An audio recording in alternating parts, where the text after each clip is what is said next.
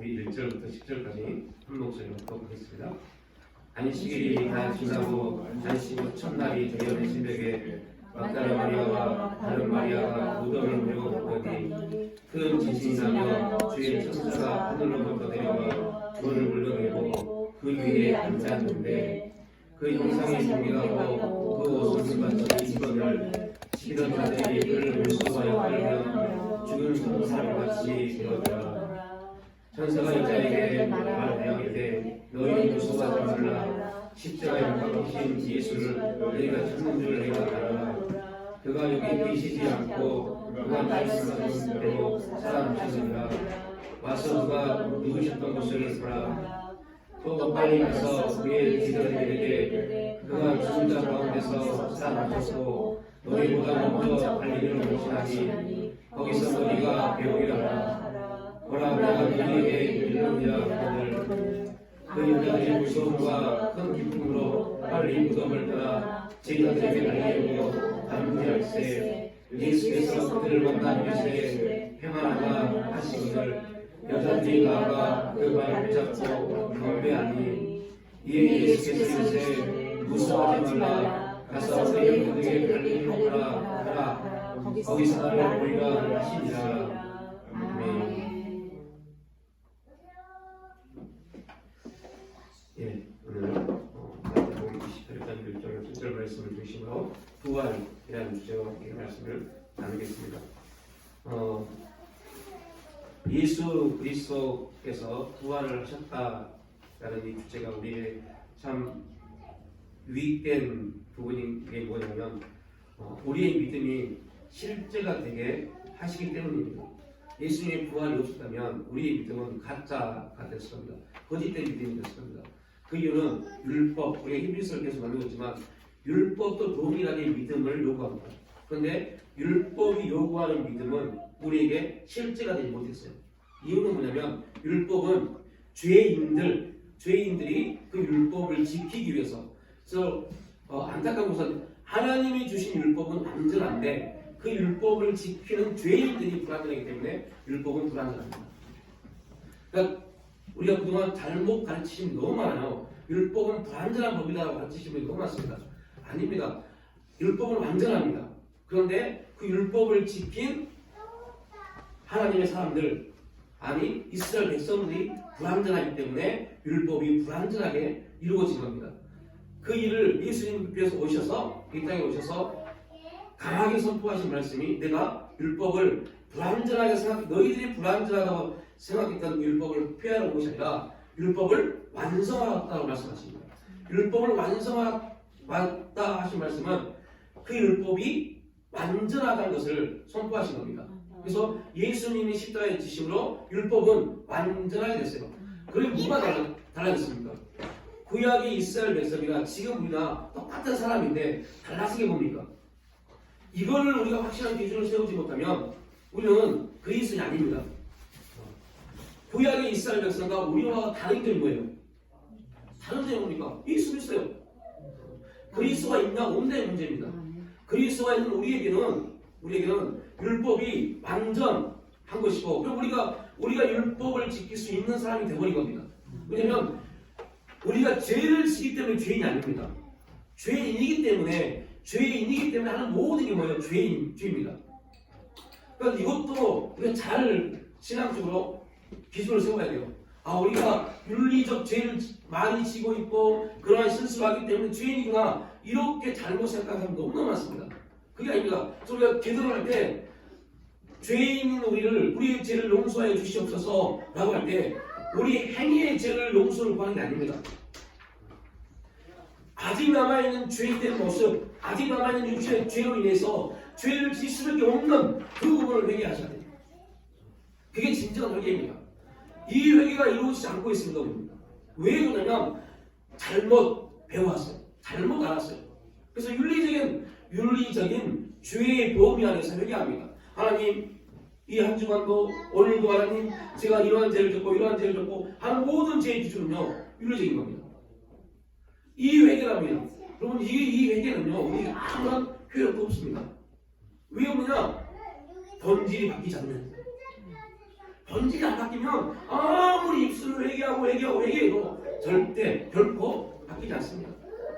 그래서 우리의 회개는 하나님 아직도 육신의 죄의 때 육신의 죄인의 모습이 남아있어서 선을 행하고 싶지만 선을 행할 수 없는 이 연약한 존재, 성령을 의지해서 성령의 인도함을 통해서 그 선을 행하는 사람으로 가야 됨에도 불구하고 그렇지 못한, 성령을 의지하지 못하고 성령보다 앞서서 행하고자 하는 그런 삶에 대해서 회개해야 돼요. 이 회개가 있지 않으면 우리 회개는요 그냥 입만, 입술만 통하는 그런 문제에 빠져버렸어요. 그래서 부활이 중요한 것은 부활의 생명을 통해서 우리 믿음이 실제가 되었다는 것. 그래서 우리가 믿고 나아가면 우리의 삶은 이제 우리의 행위를 통해서 우리의 노력이 아니라 예수 그리스도 안에서 성취되어진, 십자가를 통해서 성취되어진 그 놀라운 역사가 우리와 함께 하신 성령을 통해서 이제 적용, 완성이 가는 겁니다. 이 역사, 이 간증이 우리 가운데 일어나야 돼요. 그래서 우리가 성령의 지도와 인도를 받는 게 왜 중요하냐면 성령께서 우리에게 행하신 모든 일들보다 예수님이 이 땅에 오셔서 성취하신 그 일들을 우리의 계속 적용해 가신 겁니다. 환경을 통해서, 대인 관계를 통해서, 여러 가지 문제를 통해서 우리에게 예수께서 이 땅에서 행하셨던 말씀이신 그분이 육신을 입고 이 땅에 오셔서 행하시던 모든 것, 그분의 십자가를 통해서 완성, 성취하셨지만 그 십자가를 우리에게 적용해 가신 겁니다. 그래서 우리가 예수님의 제자가 되기 위해서는 우리도 우리의 십자가를 지고 가야 돼요. 그런데 여러분 얼마나 무지하냐면 우리가 예수님의 십자가를 져야 된다고 할 때 그 십자가를요, 저 십자가를 생각하면 큰일 납니다. 저 십자가를 지는 게 아닙니다.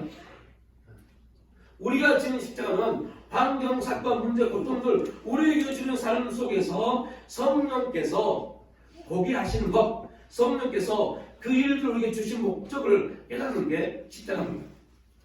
이거를 깨닫지 못하고 단지 저는 십자가 보여지는 어떤 내가 이렇게 힘듦을 통해서 이런 어려움을 통해서 주님을 믿고 주님을 의지하고 기도하고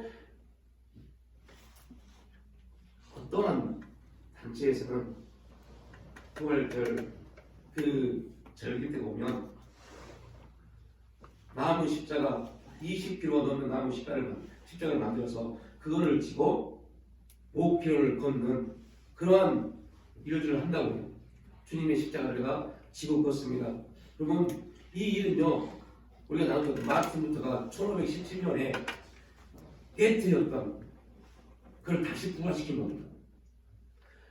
그리스도의 생명의 부활의 역사가 있어야 되는데 깨뜨렸던 거짓된 부활을, 거짓된 믿음을, 거짓된 신앙을 부활시켜서 그렇게 행하는 겁니다. 우리가 진짜 우리의 십자가는 우리에게 주는 환경, 우리의 삶 속에서 성령의 깨달음과 성령의 인도를 통해서 하나님이 이 환경을 통해서, 이 대인 관계를 통해서, 이 문제를 통해서, 나의 질병을 통해서 하나님 뭘 알게 하시구나, 하나님께 어떠한 삶을 살게 하시구나, 이거를 깨닫는 게 십자가입니다. 여러분, 그 깨달음이 왜 십자가냐면 그 깨달음대로 순종을 해야 하기 때문에. 아브라함의 깨달음이 뭐였습니까? 아브라함의 깨달음은요, 네 아들 독자 이삭을 모리아에 있는 한 산에 바쳐라 했습니다. 이 깨달음을 하나님이 아브라함에게 주셨습니다. 아브라함은 그 깨달음을 가지고 그의 십자가를 줬어요. 그의 십자가는 아들을 번제물로 드린 겁니다. 그 순종이 십자가를 지는 겁니다. 그래서 우리가 뭘 깨닫고 감동받는 거 이게 중요한 게 아니라 여기에서 한 발자국 더 나가서 순종해야 돼요. 그 감동에 순종해야 돼요. 그러나 여러분들 그 감동에 순종한다는 게 뭐냐? 내가 갖고 있는 내 삶의 질서를 깨뜨리지 않으면 순종할 수 없습니다. 왜 그러냐면 하나님의 말씀이 우리가 감동 갔을 때는 그 감동은요, 그 깨달음은요, 지금의 내 삶을 위해서 감당하지 못할 일이 많기 때문에, 손해볼 일들이 많기 때문에, 내 시간이 줄어들기 때문에. 그런데 놀라운 것은 예수님의 부활을 통해서 이제 그 일들을 행할 수 있도록 우리에게 계속적으로 역동케 하시는 분이 우리 안에 우리와 함께 하십니다. 그래서 우리는 그 일들을 감당할 수 있습니다. 구약 이스라엘 백성들은 하나님의 성령이 그들을 인도하지 못했기 때문에, 그 하나님의 성령의 역사가 없었기 때문에 율법, 하나님의 법을 받았음에도 불구하고 그 거룩한 몸을 받았음에도 불구하고 하지 못했어요. 그래서 예수 그리스도께서 십자가에서 죽고 말씀대로 3일 만에 부활하심으로 우리에게 성령이 임하셨습니다.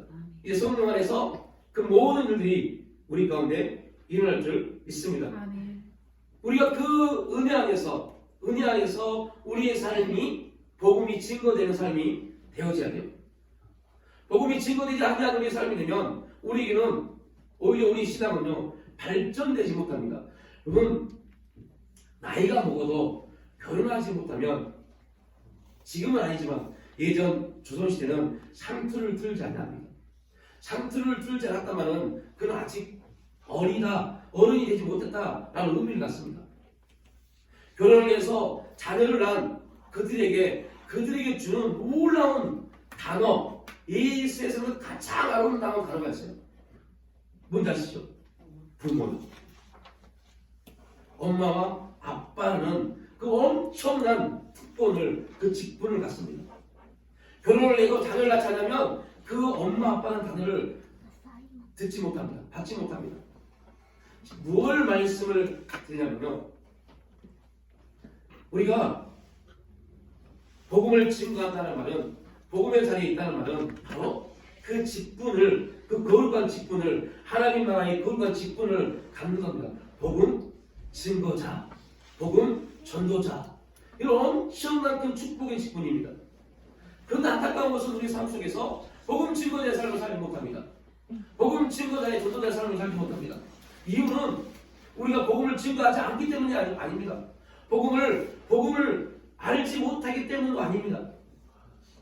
우리의 생각이, 우리 삶이 하나님이 아닌 내 삶에 너무 집중되어 있기 때문입니다.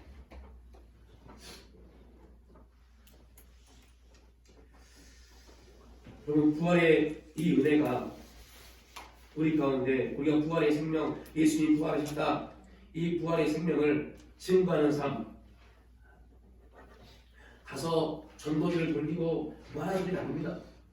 우리의 삶이 그 부활의 생명에 온전히 붙잡힌 바 되어지면 우리의 말에서, 우리 행동에서 내가 그렇게 살려고 한 것이 아니라 성령을 통해서 흘러가도록 만들어 가십니다.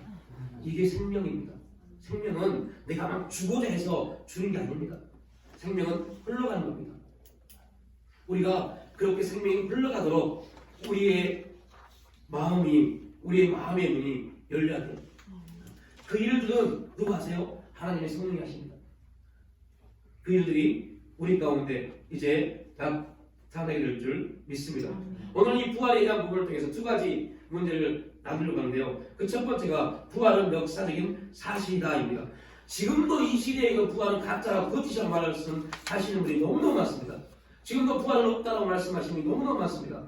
아니 심지어 어느 기독교라고 말을 해갈까요? 부활에 대한 부분을 인정하지 않습니다. 그러한 단체가 있습니다. 그래서 뭐라고 말하냐면 부활은 기독교인들이 그들의 신앙이라는 주제 안에서 그렇게 되었으면 하는 상상적 논리다라고 말합니다. 그러면 여러분에게 부활은 역사적 사실입니까? 아니면 교회에서 믿으라고 하니까 그냥 믿는 자리에 있습니까? 이 부활이 우리에게 역사적 사실이 되지 못하면 우리는 다시 말합니다. 그리스도인이 아닙니다. 그리스도인이 될 수 없습니다. 그리스도인은 예수님의 오심과 그의 고난과 고통과 십자가의 죽으심과 이걸 믿는 게 아닙니다. 그분의 부활을 믿는 겁니다. 그리고 부활을 믿는 사람들은 놀라운 말도 안 되는 하나의 사실을 또 믿습니다. 죽으신 그분이 다시 오심을 믿는 겁니다. 부활의 생명이 없는 사람들은 다시 오실 예수 그리스도를 믿지 못합니다.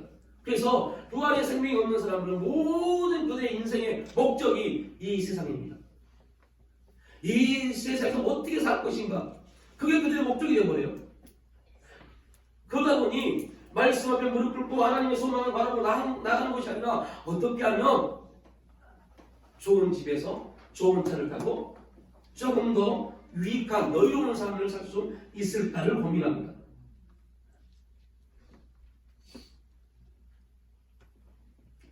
참 안타까운 부분입니다.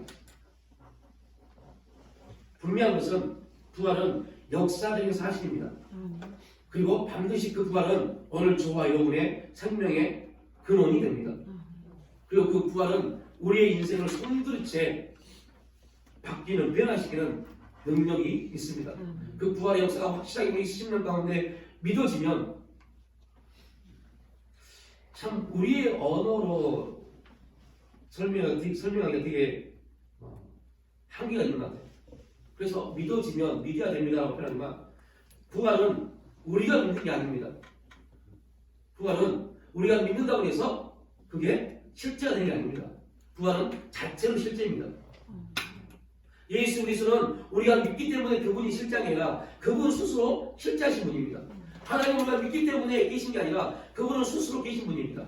단지 우리에게 믿음을 주셔서 스스로 계신 그분을 믿게 하신 겁니다.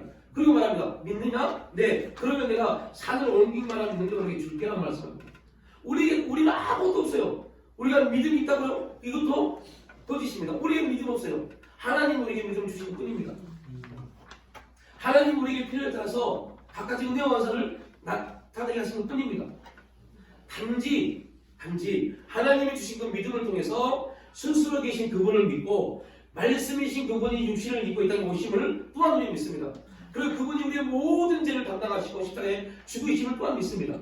더 기가 막힌 것은 그분이 말씀대로 언약대로 3일 만에 부활하셨다는 것을 또한 믿습니다. 그리고 그분이 부활하셔서 지혜자들과 함께 하시고 승천하신 후 성령을 우리 가운데, 여러분 우리 안에 하나님이 계시다니까요. 어떻게 우리가 받아들일 수 있을까요? 도저히 학문적으로는요 받아들일 수 없습니다. 받아들일 수 없는 논리입니다. 그런데 그 하나님이 그분의 능력으로 우리 안에 함께 하십니다. 그리고 그 능력은, 그 성령님은 계속 우리에게 말씀하십니다.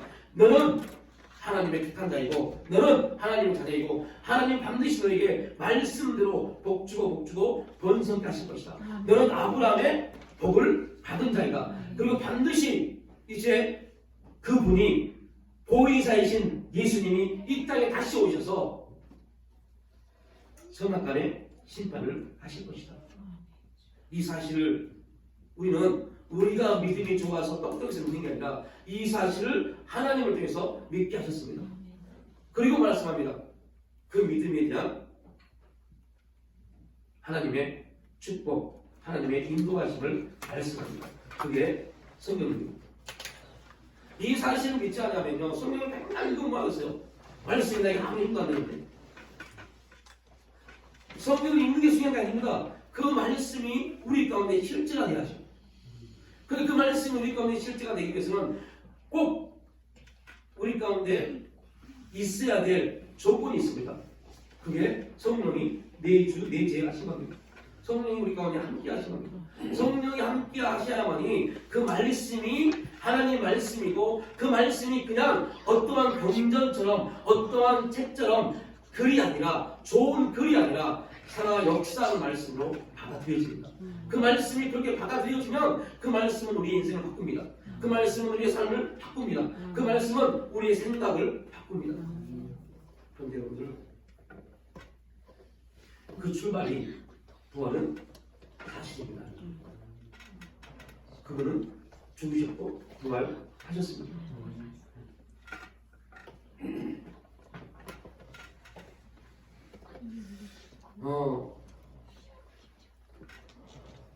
안타까운 부분 중에 하나는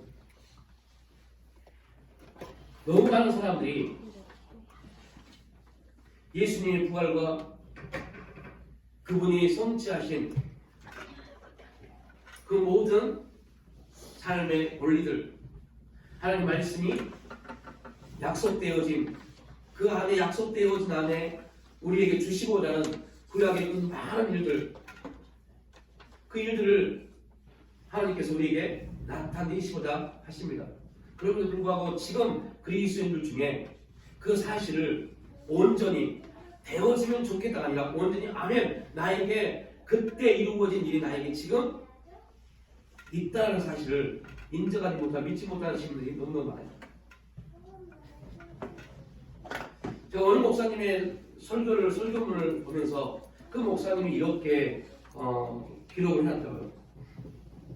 구약에 있는, 아니 성경 전체에 있는 하나님의 역사가 우리의 심령 가운데 씨로 지금 떨어져 있다. 그 씨가 성령을 통해서, 우리 신앙을 통해서 계속적으로 영양분을 공급해서 그 영양분을 먹고 씨가 싹이 나고 자라서 열매를 맺으면 이제 구약에 나와 있는 많은, 성경에 나와 있는 많은 하나님의 역사들이 우리를 통해서 나타나겠지만, 어떤 사람들은 끝내 주님이 그 생명을 주는 그때까지 씨로 남겨놓은 사람도 있더라. 여러분 지금 어떠세요? 모든 거듭난 사람들, 거듭난 그리스도인들에게는 성경에 기록되는 모든 하나님 역사가 다 씨로 지금 주어졌습니다. 더 쉽게 말하면 잉태되었습니다. 임신했습니다. 어떻게 출산하실래요? 이제 출산을 먹은 누구예요? 우리의 몫입니다. 우리가 어떻게 하나님의 역사, 성경에 기록된 하나님의 역사를 출산할 것인가? 그건 저와 여러분의 몫입니다. 어떤 사람은 평생 잉태만 하고 출산하지 못하고 끝나버릴 수 있어요. 얼마나 안타까운 겁니까? 어떤 사람들은 때마다 그 역사를 잉태해서 삶 속에서 출산해서 놀라운 열매를 맺는 사람도 있습니다. 저와 여러분들이 그 삶을, 그 간증의 삶, 잉태한 것뿐만 아니라 출산해서 갖가지 열매를 맺는 그 삶을 살 수 있기를 주님의 이름으로 축복합니다. 그 일은 또 동일합니다. 우리가 할 수 있는 것도 아닙니다. 우리가 해야 되지만 우리가 할 수 있는 게 아닙니다. 그래서 성령을 의지해야 돼요. 부활이 중요한 이유는 부활하신 그 주님을 통해서 누가 우리 경험했어요? 성령님이 오셨기 때문에. 그래서 부활이 중요합니다. 부활이 역사적 사실이지 아니하면 우리 안에 있는 성령도 거짓입니다.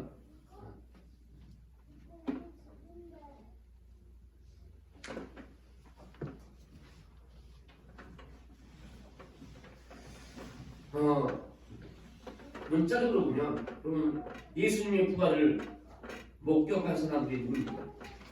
오늘 본문 보니까 여인들입니다. 공생의 기간 동안 3년 동안 주님과 항상 함께하였던 제자들. 성경을 특히 복음서에 보면 오늘 나와 있는 예수의 부활을 처음 목도한 여인들, 그들의 이름은요 성경에 간혹 기록되어 있습니다. 그러나 복음서의 전체적으로 복음서의 내용의 중심은 예수님과 제자들입니다. 그런데 놀라운 것은 결국 가장 중요할 때 그 제자들은 그 자리에 있지 못했습니다. 그 여인들은 십자가를 지셨던, 아니 십자가를 지고 고난의 길을 걸으셨던 그때부터 죽음의 그 자리까지 항상 마지막까지 함께 있던 사람들이 그 여인들입니다. 왜 그 여인들이 그 십자가에 죽고 또 3일 만에 부활하신 그 주님을 목격할 수 있었을까요? 성경에는 정확하게 기록되어 있지 않습니다. 지금 이 자리에 있는 저와 여러분들이 각성해야 될 부분입니다. 이 여인들, 그 당시의 여자들은 삶이 어땠습니까? 그 당시 여자들이 이렇게 오랜 시간 동안 집 밖에 나가서 생활할 수 있는 그런 삶의 형태가 아니었습니다. 그런데 이 여인들이 지금 어떻게 행동하고 있어요? 계속 주님을 따르고 있습니다. 심지어 그 당시에 그 이스라엘을 다스렸던 제사장들, 바리새인들, 그들은 예수님을 누구라고 해요? 망령된 자요. 완전 이단이라는 말도 표현하지 않습니다. 죽을 자, 저주받은 자라고 말합니다.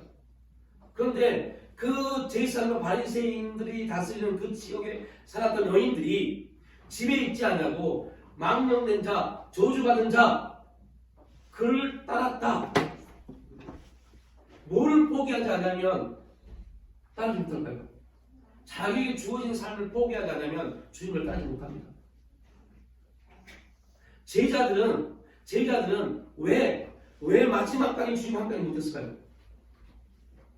여러분, 이게 놀라운 사실입니다. 저도 이 말씀을 준비하면서 어제 이 말씀을 준비하고 주보를 다 마무리 짓고 다시 이 주보를 읽으면서요, 그때 주신 부분이 이 부분입니다. 왜 제자들은 끝까지 따르지 못하고 여인들은 따랐을까? 자기 포기요. 여인들은 자신의 삶을 포기했습니다. 그리고 주님을 따랐습니다. 제자들은, 여러분, 제자들이 뭐라고 그럽니까? 그 말이 너무 가슴 아파요. 우리도 그럴 수밖에 없어요. 우리가 지금 그런 사람 삽니다. 예수님이 십자가에 죽으셨습니다. 그때 베드로가 뭐라고 해요? 에이씨, 나 옛날 내 삶으로 돌아갈래. 라고 돌아갑니다. 그 말은 무슨 말이에요? 이제 내 먹고 사는 일은 내가 책임져야 돼. 라고 합니다. 이게 제자들과 여인들의 차이였습니다. 자기를 완전히 포기하고 그 당시 팔레스타인 지역 이스라엘의 그 삶의 질을 포기했던 그 여인들은 예수의 부활을 직접 먼저 목격했고, 결국 주님의 죽으심을 통해서 그걸 통해서 우리 소망 다 무너졌네. 저분이 저렇게 죽으면 우리 인생 어떻게 돼? 라고 생각했던 제자들은 다시 갈릴리로 돌아갔습니다.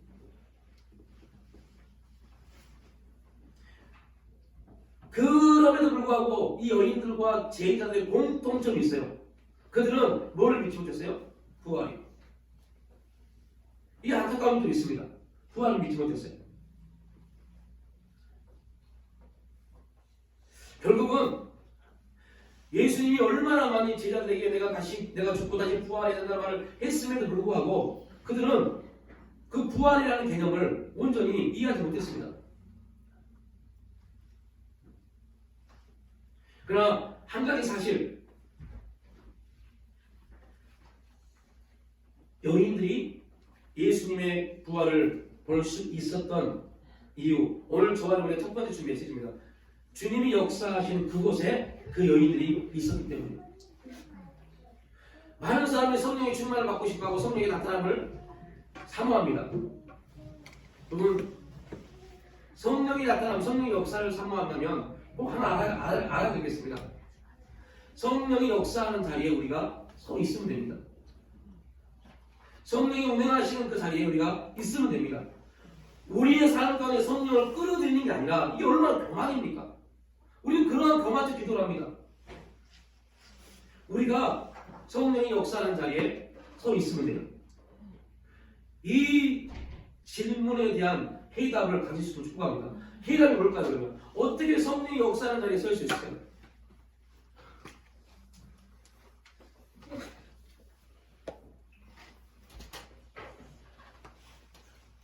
그래서 오늘 주보에 제일 첫 번째 시작할 때 가장 큰 길로 딱 찾았잖아요. 예수 그리스도의 부활은 우리의 뭐를요? 믿음을. 우리가 나눴던 얘기 기억하시는 혹시? 기독교인들의 모든 질문의 첫 번째 답보다 믿음입니다. 믿음. 우리가 어떻게 성령의 역사하는 자리에 설 수 있을까요? 믿음이요. 어떤 믿음이요? 그 다음 질문입니다. 그럼 무엇을 믿어야 됩니까?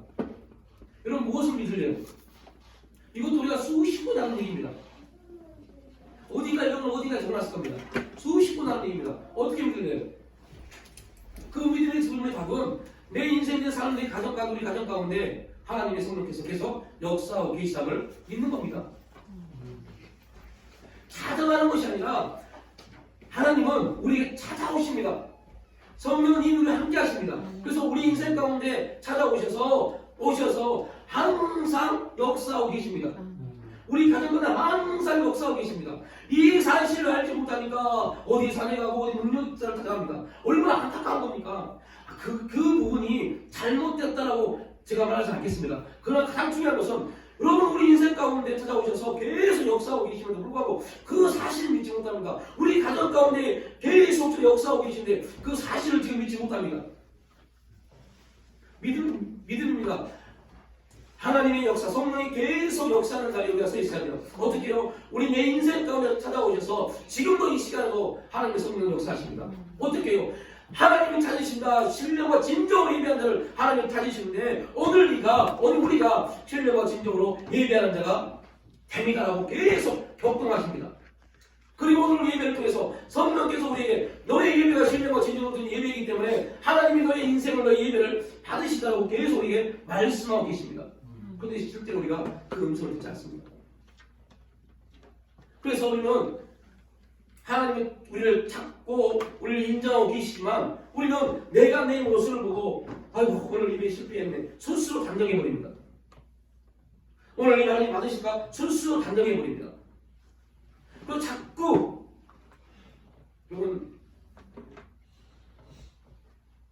외적인 어떠한 환경에 여러분의 기wan을 뺏기지 마십시오. 외적인 환경 때문에 우리 기wan을 뺏긴다는 것은요. 다시 말하면 내가 지금 예배에 집중하지 못하고 있는 겁니다. 그 말은 무슨 말이에요? 성령께서 우리 가운데 지금 너의 눈과 귀가 들려진 말씀 가운데 감동되어지는 곳에 집중하고 계속 격동하고 있음에도 불구하고 내 관심이 거기에 있지 않습니다. 그래서 하나님 음성이 안 들려집니다. 감동이 안 되어진 겁니다. 여러분 다시 한번 말씀드립니다. 역사를 쫓아가는 것이 아니라 역사하는 가운데 서 있기를 축복합니다. 우리 인생 가운데 계속적으로 역사하고 계십니다.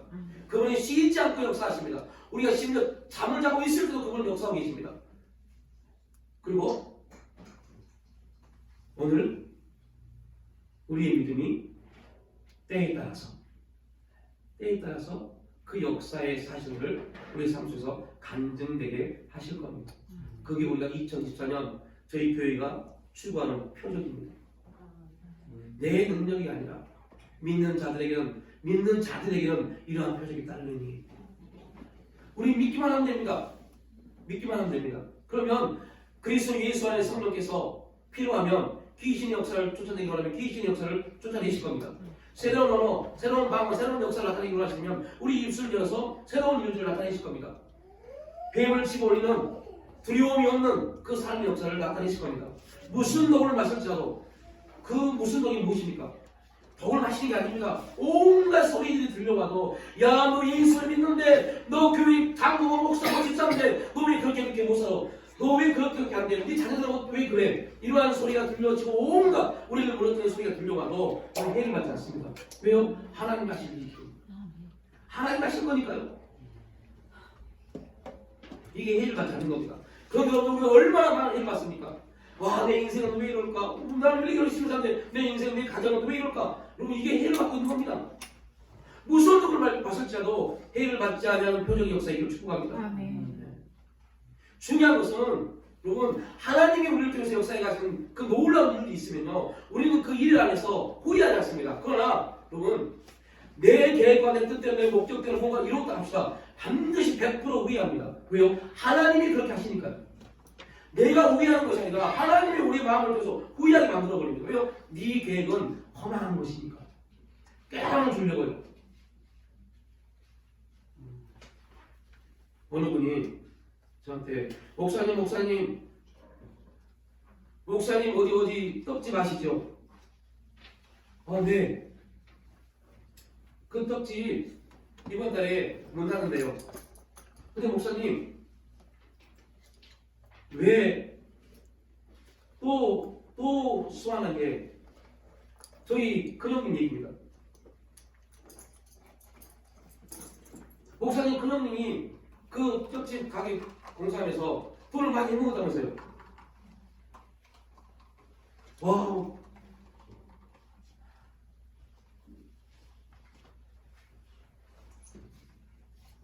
그러면서 안 하려고 했는데 너무 목사가 강권적으로 말해서 해서 너무 큰 피해를 봤다. 그분이서도 그렇게 말씀하시더라고요.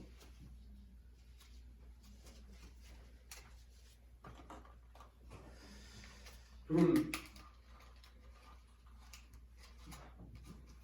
하나님 우리를 인도해 가실 때, 역사에 가실 때 가장 중요한 것은요, 목사가 아니고 남편도 아니고 아내도 아니고 그건 누구도 아닙니다. 우리 각자가 우리 안에 있는 성령을 통해서 그 음성을 듣지 않냐면, 그 인도함을 받지 않냐면 아무리 좋은 것도 다 거짓입니다. 그럼 놀라운 것은요, 그 거짓된 선택을 한 사람들은요, 결국 변명을 하기 시작합니다. 여러분, 변명을 한단 말은요, 다른 말로 표현하면요, 감사를 잃어버린 자입니다. 감사를 누가 잃어요? 어떤 사람이 감사를 됩니까? 교회 안 나온 사람이요? 아닙니다. 감사를 잃은 사람의 특징은요, 사명을 잃어버립니다. 죄가 뭡니까? 죄는요, 사명을 잃어버리는 게 죄입니다. 사명을 잃어버리는 게 죄입니다. 사명을 잃어버린 사람들에게는요, 감사가 없습니다. 왜 그럴까요? 하나님이 그렇게 하십니까? 하나님이 그렇게 하십니다. 왜 그렇게 하실까요? 돌아오더라고요. 그래서 말합니다. 하나님 모든 역사는 재앙이 아닙니다. 그 다음에 뭐예요? 그래요? 생명과 평안입니다. 이 하나님의 메시지를 모르니까 그 환경이 주어지면 변명하고 핑계대고 너 때문에 그러네. 여러분들 왜 이혼합니까? 이혼하는 사람들 그 대부분의 중심이 뭡니까? 변명입니다. 나 상처받았네, 시험 들었네. 변명입니다. 너 때문에. 그러나 우리는 영적으로 하나님과 예수 보이는 거요. 결혼을 했습니다. 그래서 말라기 때 계속 말하잖아요. 내가 너희를 사랑했는데, 우리처럼요. 그때 이스라엘 백성들이 뭐라고 합니까? 어떻게 사랑했는데요? 우리가 말합니다. 우리 사랑했잖아. 아, 싫어. 지금 싫어.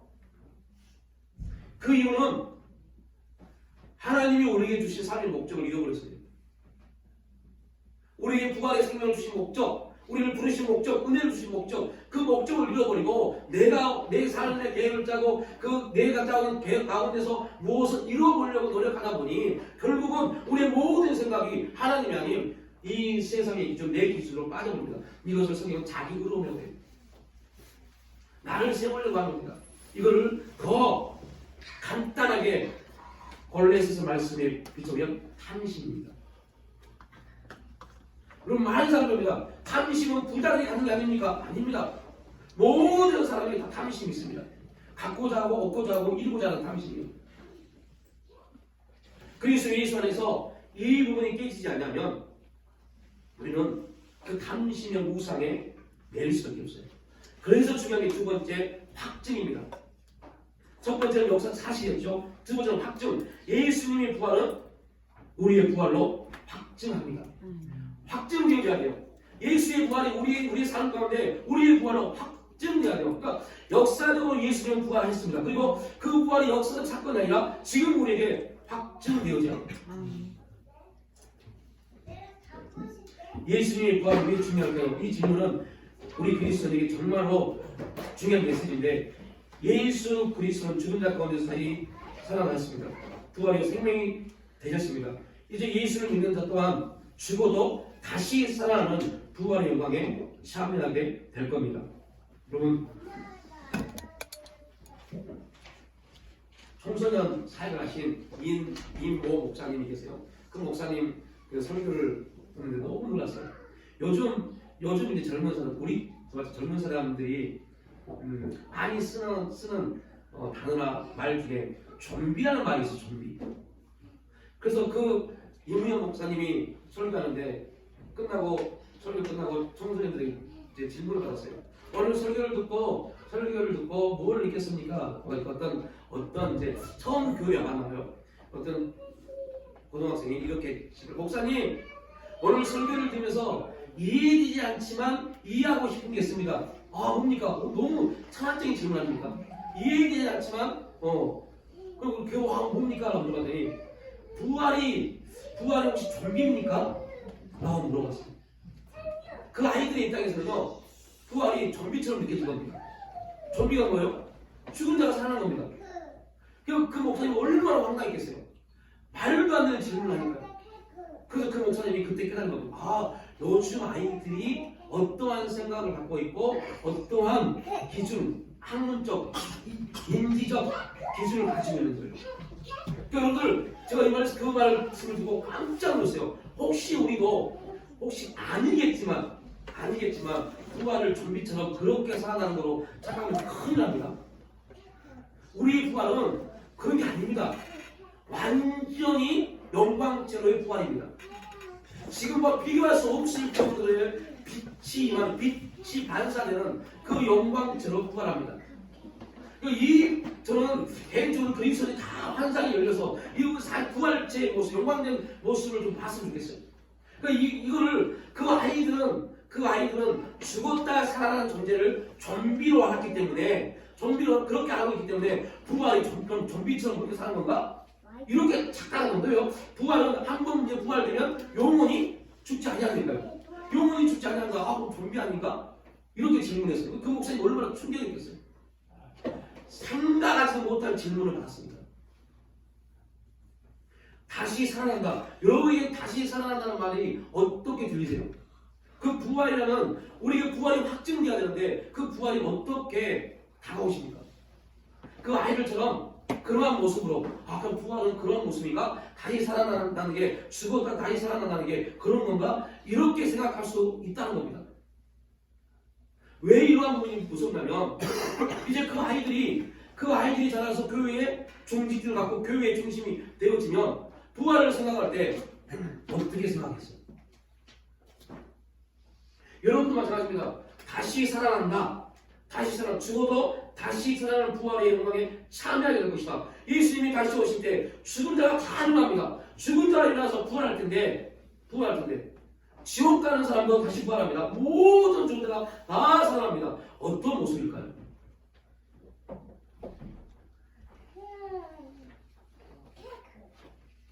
이게 제가 이 질문을 드리는 것이에요. 왜 이 부분이 무섭냐면 우리가 생각하는 부활, 다시 살아나가는 그러한 성경적 개념 정리가 안 되신 분이 너무너무 많습니다.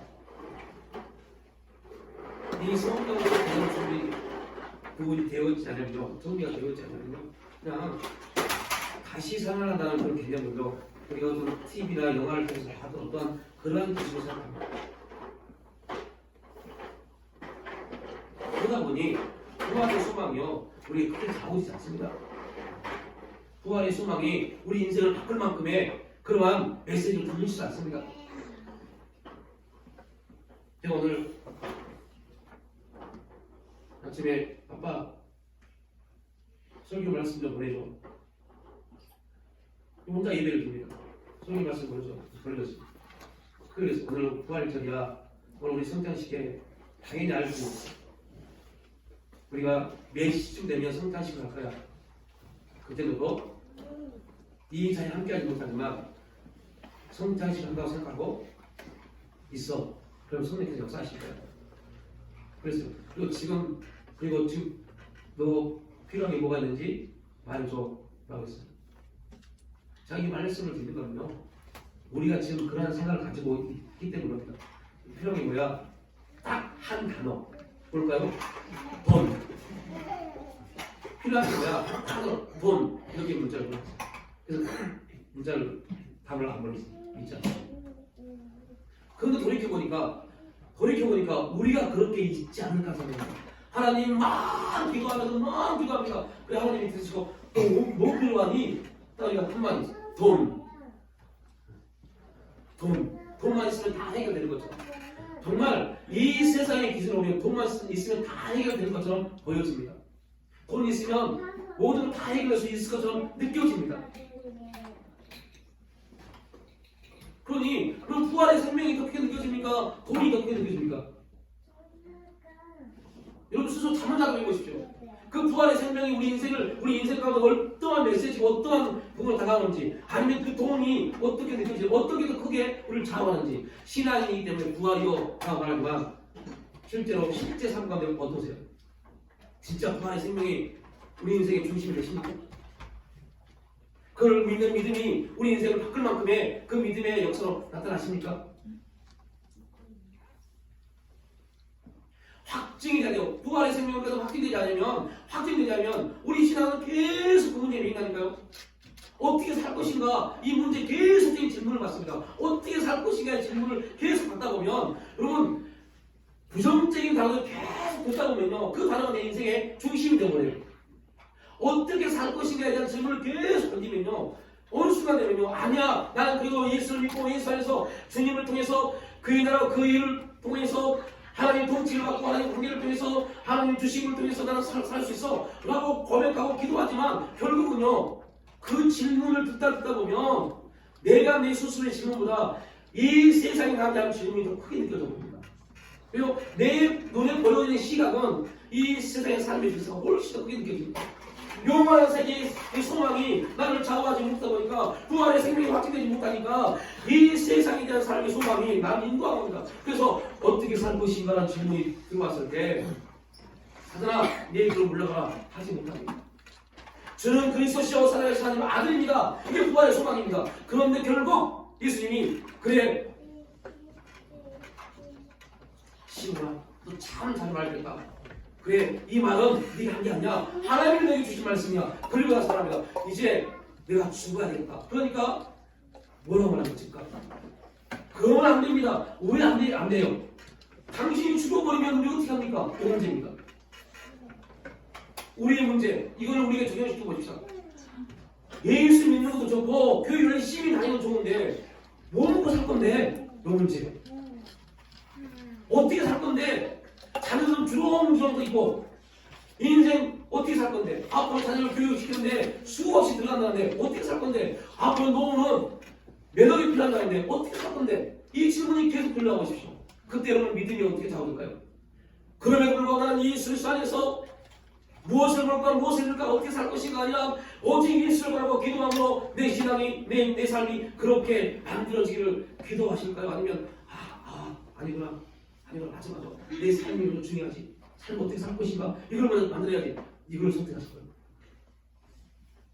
결국은 아니라고 그러면서 결국은 돈입니다. 이거 해결입니다. 이거는 일자 청중인 저에게 제가 하는 설교입니다. 목사는 뭐예요? 설교는 뭐예요? 결국은 부활의 소망의 확증보다 내 자녀들이 필요를 채우지 못한 것에 대한 말을 할 때 그것 때문에 애달프고 기도하는 그 모습이 더 안타까운데 그렇게 하고 있는 그렇게 기도할 수밖에 없는데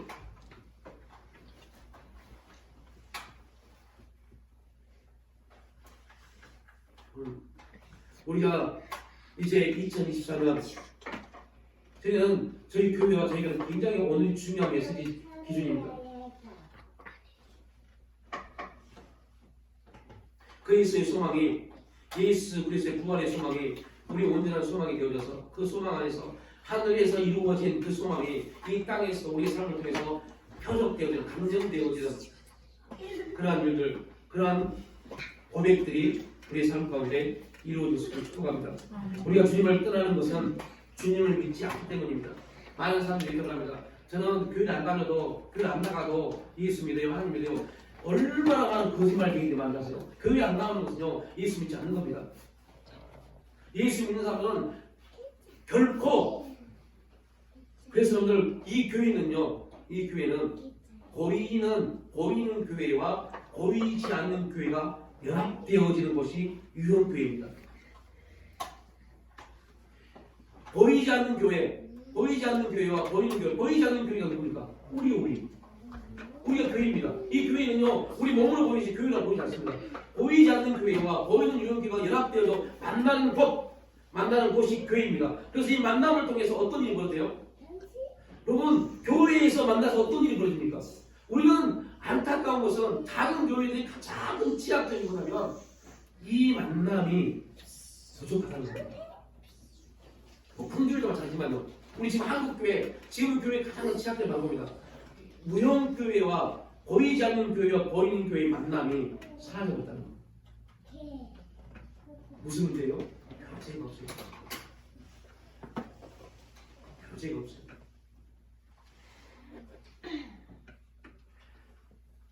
저는 한국 교회가 이렇게 부흥했던 가장 중심에는요 구역 예배가 있었습니다. 구역이 활발하게 움직여지면서 교회가 부흥합니다. 그 노릇 순간부터 싹 사라져버렸어요. 만나서 교제하는 것이 싹 사라져버렸습니다. 심지어 요즘은요 구역들이 모여서 예배를 했습니다. 구역들이 모여서 커피숍 갑니다. 밥 먹고 커피숍 가서 끝나버립니다. 그리고 커피숍에서 여러분 커피숍 가면 대부분 무슨 말이에요? 은혜에 대한 얘기요? 아닙니다. 은혜에 대한 얘기 끄집어서 일분하고 나머지는 다 엉뚱한 얘기를 합니다. 교제, 교회는 보이 있는 교회와 보이지 않는 교회가 만나서 교제하는 겁니다. 이 장은 교제하는 장입니다. 하나님이 나에게 이런 은혜를 주셨고 이 은혜에 대한 이야기를 서로 나누는 곳입니다. 그리고 교제가 사라져버렸어요. 그러니 어떤 문제가 생겨요? 이제 부활절이 끝나고 이제 오순절을 기다릴 겁니다. 성령의 역사를 기다릴 겁니다. 그러면 성령이 오셔서 교회를 이루고 하는 데서 가장 중심은 포인트는요 교제를 이루어가는 겁니다. 하나님과 우리의 교제를 이루어가고 또 성도와 성도의 교제를 이루어가는 겁니다. 너무 바빠서 성도와 성도의 교제를 이루어버렸어요.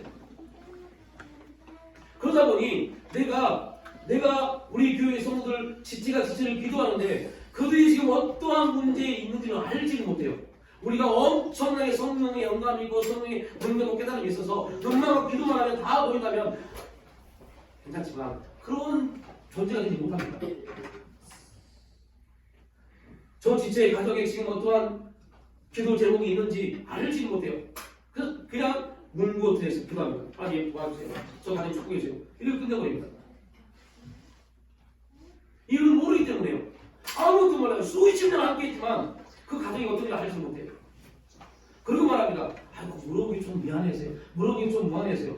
좀 그렇네요. 이렇게 말합니다. 그런 부분도 있을 수 있습니다.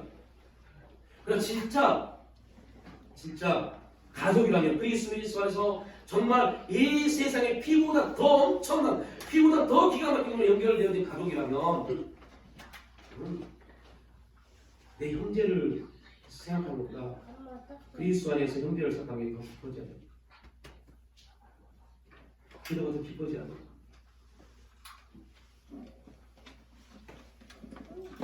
자, 결론을 짓기 생각합니다. 여러분, 우리가 주님을 떠나는 것은요, 주님을 믿지 않기 때문입니다. 우리가 기대했던 것에 실망이 찾아오거나 주님보다 더 나은 것을 찾았다고 생각했기 때문에 주님을 떠납니다. 예수를 믿고 열심히 기도하고 뭔가를 해도 이것보다 내가 뭔가를 계획을 짜고 열심히 일하니까 더 좋은 것이 유익된 것이 많네. 이것이 있기 때문에 교회를 안 나가는 겁니다. 결국 뭐의 문제요? 믿음의 문제입니다. 신앙의 문제입니다. 우리가 언제나 믿음으로 주님을 떠나지 않도록 우리 자신을 지켜야 됩니다. 그 비결은요, 교회와 함께하는 겁니다. 교회는 그리스도가 역사하시는 그리스도의 몸이기 때문입니다. 그 몸 안에 들어와야만이 하나님의 임재가 함께 나갑니다. 여러분, 성소에 들어가면 세 개의 기구가 있습니다. 그 기구 중에 촛대가 있어요. 촛대가 어떻게 있어요? 다 다음 주에 나올 소개입니다. 어떻게 되냐면 하나의 줄기에 오른쪽에 3개, 왼쪽에 3개. 그래서 7개의 촛대가 있습니다. 그 말은 무슨 말이냐? 유기적으로 한 몸에서 우리가 나타나는 겁니다. 이게 교회입니다. 이게 성도입니다. 그리고 그 촛대는 뭘 의미해요? 기도요. 성령의 역사를 말합니다. 불이 꺼지지 않습니다. 불이 꺼지지 않는 이유는요, 그 중심에 있는 촛대에서 계속 뭐를요? 기름을 끌어올리기 때문에. 그 중심이 되는 촛대가 예수 그리스도입니다. 그리고 우리는 가지로서 그 역할을 감당해야 됩니다. 그리스도의 몸 안에 나왔을 때 우리는 그 일을 감당할 수 있습니다. 우리가 오늘 성찬을 하는 것도 그 이유입니다. 그리스도의 몸, 그 몸을 중심으로 그리스도의 피를 중심으로 우리가 예수 그리스도의 부활을, 죽음과 부활을 기념하는 겁니다. 결국은 하나님이 찾으시는, 하나님을 기뻐하시는 참된 예배자의 삶, 참된 신앙이 되기 위해서는요, 우리가 계속적으로 주님께 가까이, 하나님께 더 가까이 나가야 돼요. 그래야만 결국 거기에서 하나님이 뜻하신 말을 우리가 삶 속에서 이루어드릴 수 있습니다. 그건 조금 먹고 살만하면요, 조금 나이가 조금 먹고 살만하면 그 다음에 사람들이 추구하는 게 있어요. 뭘 추구하세요? 취미생활을 바꾸자. 왜 취미생활을 바꾸냐 하세요? 그리스도 안에서 참 재미를 느끼지 못하니까, 예수 그리스도를 통해서 재미를 느끼지 못하니까 취미생활을 하는 겁니다.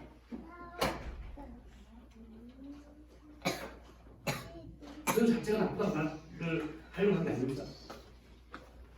진짜 내가 왜 지금 이러한 취미를 가지려고 하는지에 대한 질문도 가져야 돼요. 내가 왜 지금 이러한 삶을 추구하는지에 대한 질문을 가져야 돼요. 그리고 그것이 나에게 그리스도 안에서 휴식이고 쉼이 된다면 그것도 되게 유익한 겁니다. 그러나 그렇지 않은 분이라면 먼저는 내 안에 믿음에 대한 호함이, 공감이 있어요. 다른 곳으로 쳐보려고 합니다. 말씀으로 지우고 복음으로 지워내는데 그러지 못하기 때문입니다. 예, 시간이 지나니까 다들 빨리 안 끝나는 모습으로 지금 이상한데, 목사님 설교가 되어지면 성찬식 되는데, 아무튼 여러분들 부활은 역사는 사실입니다. 그리고 부활은 사실로 끝나면 안 됩니다. 우리가 확증되어야 됩니다. 여러분, 우리 삶이 부활의 확증을 통해서 우리 삶이 온전히 하늘의 소망을 품고 그 소망 안에서 우리 삶이 만들어져가는 그러한 은혜가 이제 우리 가운데 다시 일어날 수 있기를 주님의 이름으로 축복합니다.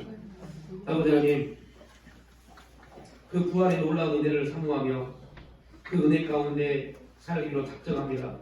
주께서 우리의 삶을 통해서 그 거룩한 은혜의 삶을 나타내시고 우리가 부활의 생명을 품고 나아가는 그러한 거룩한 삶을 볼 수 있도록 역사하여 주시옵소서. 주께서 이 한 주간 우리를 통해서 그 부활의 생명을 고백하게 하시고 그 삶의 길을 내려가고 있사오며 감사드릴 때 예수님의 이름으로 기도를 올려드리라.